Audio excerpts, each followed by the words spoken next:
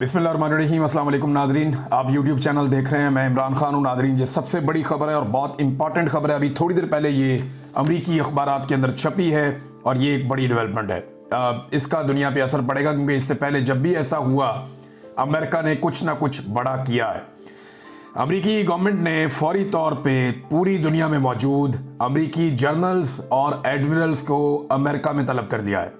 ये अनयूजुअल है और इनको हंगामी तौर पे तलब किया गया है। आप तमाम अमरीकी अखबारात उठा लें। सबसे पहले ये खबर जो है वॉशिंगटन पोस्ट ने दी है। मेरे पास यहाँ पे ये खबर मौजूद है मिलिट्री टाइम्स में। दीगर बहुत सारे जो अमरीकी अखबारात हैं, जरीदे हैं, उन सब के अंदर ये खबर छप चुकी है कि अमेरिका ने इमीडिएटली अपने 800 जर्नल्स और एडमिरल्स को, ये लगभग 800 से ज़ायद हैं मिलिट्री जर्नल्स और एडमिरल्स जो पूरी दुनिया के अंदर फैले हुए हैं। ये दुनिया के दर्जनों ममालिक में अलग अलग टाइम जोन्स के अंदर ये लोग बैठे हुए हैं। एशिया में है, अफ्रीका में है, यूरोप में है, जहां जहां दुनिया में बैठे हुए हैं। इन तमाम जर्नल्स को और एडमिरल्स को, चाहे वो बहरी बेड़ों में हैं, चाहे वो ज़मीन के ऊपर हैं या अमरीकी फौजी अड्डों पे हैं, ये जहां जहां पे ये लोग मौजूद हैं दिफाई नुक्ता नज़र से, चाहे इनका ताल्लुक ऑपरेशनल फोर्सेस से है, चाहे ये नेवी के हैं, चाहे एयरफोर्स के हैं, या इनका ताल्लुक जो है वो इंटेलिजेंस से है, इन सबको अमेरिका में कॉल किया गया है। इससे पहले जब जब ये हुआ इसके असरात दुनिया के ऊपर पड़े हैं। मैं थोड़ा सा आपको याद दिला देता हूं ताकि, क्योंकि हमारी याददाश्त जो है वो इतनी अच्छी नहीं है। मैं आपको याद दिलाता हूं कि माजी में जब ये हुआ तो फिर क्या हुआ। ये माजी करीब की बात बताता हूं। ये जनाब जितने भी जनरल्स हैं और एडमिरल्स हैं, इनको हंगामी तौर पर बुलाया गया है। ये आम बात नहीं है। माजी में ये 3 मरतबा हमें जो करीबी तारीख है वो ये बताती है। एक ये 1962 में जब क्यूबन मिसाइल बहरान था तब इनको बुलाया गया था और उसके बाद जो है वो एक बहुत बड़ा मसला इशू पैदा हो गया था जिसको रिजॉल्व किया अमेरिकन से। फिर 2001 में 9/11, उस वक्त रम्सफील्ड ने फौजी सरबराहों से मुलाकात की थी हंगामी तौर पे और उसके बाद आपने देखा कि दुनिया फिर किस तरफ गई। 2003 में इराक जंग थी, उसकी प्लानिंग के ऊपर मीटिंग के हवाले से और सद्दाम रजीम के खात्मे के हवाले से ये किया गया था, हमने वो भी देखा। और अब उसी नौयत की एक हंगामी मुलाकात जो है वो अब की जाएगी। इसमें जो सेक्रेटरी डिफेंस हैं अमेरिका के, पीट हेग्सेट, उन्होंने समन किया है तमाम टॉप ऑफिशियल्स को। ये बैठेंगे। अब ये क्या करने जा रहे हैं इसके बारे में आप कुछ नहीं कह सकते। अब जो डोनाल्ड ट्रंप की हुकूमत है उन्होंने ये भी तय किया था इक़्तिदार में आने से पहले डोनाल्ड ट्रंप ने कि वो फौज की जो एक तरीक़ाकार है उसको बदल देंगे। उन्होंने कुछ चीज़ों के नाम भी बदले हैं और वो ये भी कहते रहे कि हम फौज को थोड़ा कम भी करेंगे, हम क्वालिटी पे जाएंगे क्वांटिटी के बजाय। वो इस तरह की चीज़ें वो करते रहे और वो अपनी पॉलिसीज लाना चाहते हैं। लेकिन क्या उनको लाने के लिए इस लेवल पे इतनी बड़ी मीटिंग बुलाने की ज़रूरत है? देखिए, हाल ही में अमेरिका की आपको देखना पड़ेगा तरजीहात क्या है। नंबर 1, वो अफगानिस्तान से वापस लेना चाहते हैं बगराम एयरबेस। नंबर 2, अमेरिका परेशान है चाइना की बढ़ती हुई मईशत से।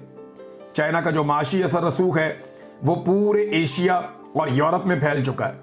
अफ्रीका के मिनरल्स के ऊपर चाइना कंट्रोल करता है बहुत बड़े पैमाने पे। और ये आपका जो मिडल ईस्ट है या जहां पे भी चले जाए, इवन अमेरिकन मईशत के अंदर चाइना पेनिट्रेट करता है। ये एक बहुत बड़ा इशू है।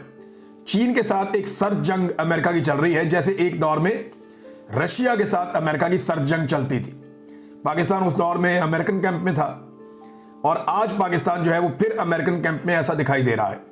इमरान खान साहब की पॉलिसी जरा डिफरेंट थी।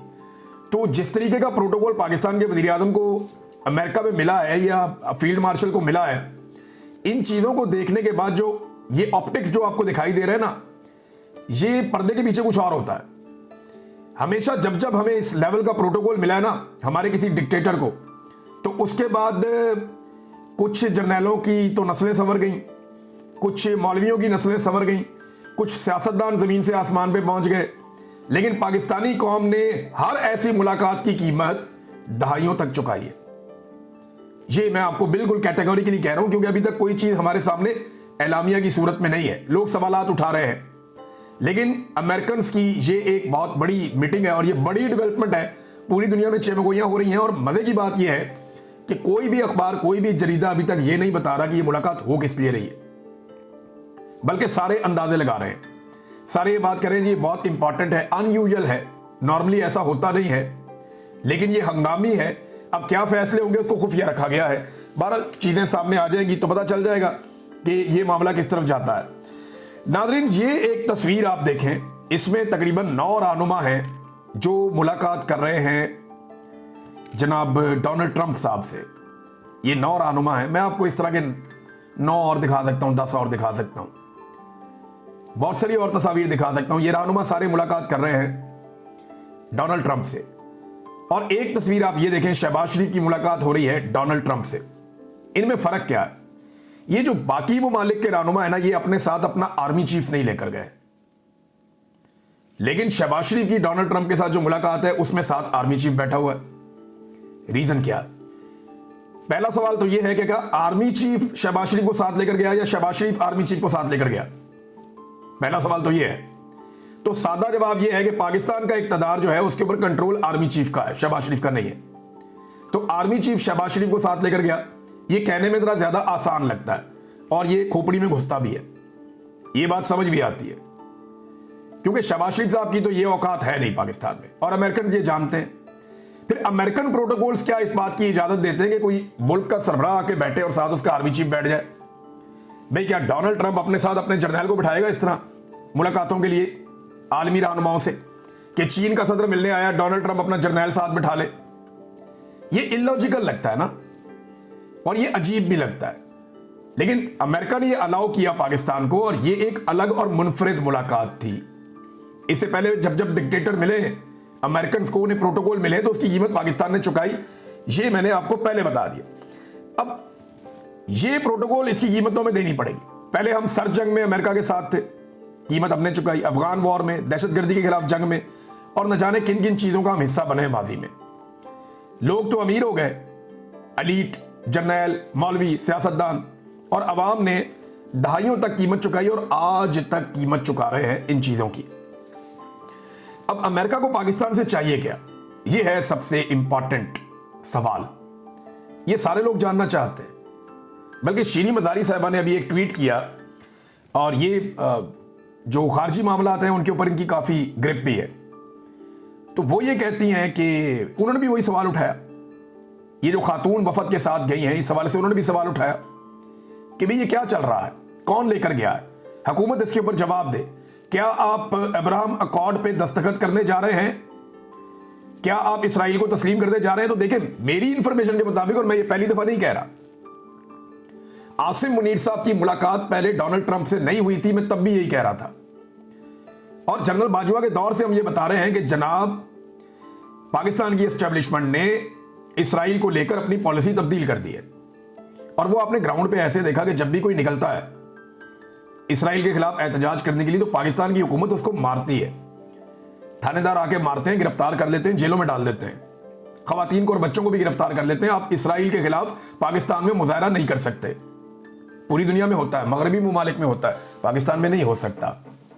तो ये पॉलिसी बदल गई थी। जनरल बाजवा ये चाहते थे कि इसराइल के बारे में हम किसी फैसले पे पहुंचे, और ये कोई भी जर्नैल ये चाहेगा कि ये फैसला उसके दौर में हो जाए, ताकि मलबा तो गिरेगा पॉलिटिशियंस पे, और वो जर्नैल का अमेरिकी तारीख में नाम लिखा जाएगा और उसकी नस्लें संवर जाएंगी। तो अब आसिम मुनीर साहब के दौर में क्या ये हो जाएगा? प्रैक्टिकली तो शायद हमें ऐसा लगता है हमने अपनी पॉलिसी बदल दी है, लेकिन मेरी दानिश में या मेरी समझ के मुताबिक अनाउंस होना बाकी है सिर्फ। अब तक के लिए इतनी, अपना ख्याल रखिएगा, अपने चैनल का भी। अल्लाह हाफिज।